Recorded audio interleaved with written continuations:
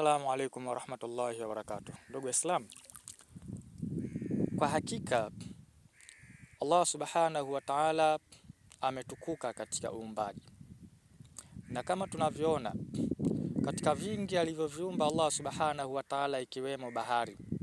Bahari ina maajabu yaliyokuwa makubwa.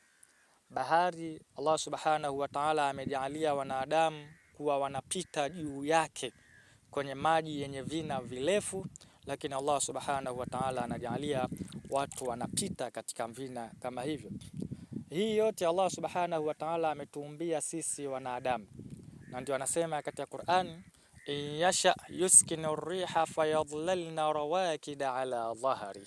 Allah azza wa jalla kama akipenda, akitaka, basi anautuliza upepo, vile vyombo vyote ambavyo nyinyi mnavyovitumia vikawa vinasalia baharini, haviwezi kutembea katika mgongo wa bahari.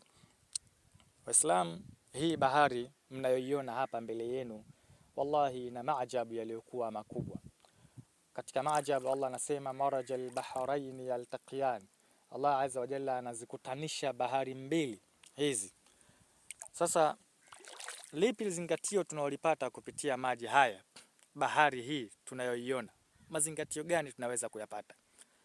Moja katika mazingatio muhimu, kujua uwepo wa Allah subhanahu wa ta'ala na kufanya ardhi kwa kiwango kikubwa iwe ni sehemu ya maji ambayo ikawa ni manufaa makubwa kwa wanadamu, kutumia maji hayo kupata mazao mbalimbali ya bahari, kuvitumia maji hayo kupata vitoweo, lakini Allah akahalalisha kila kilichomo baharini kuwa ni halali kwa mwanadamu kukila.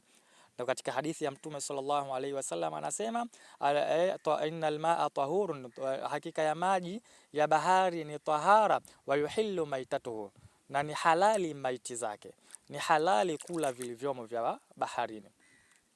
Nasaha zangu, ujumbe wangu kwa Waislamu wote ulimwenguni, tufahamu Allah subhanahu wa ta'ala ndiye muumbaji wa kila kitu, basi tumwabudu yeye kutokamana na vile vingi alivyoviumba. Kama Allah angetaka kutuangamiza kupitia maji haya ya bahari, basi ni ndani ya sekunde chache mno ulimwengu unapotea kupitia maji. Tunamwomba Allah tuhifadhi na atunusuru. Wassalamu alaikum warahmatullahi wabarakatuh.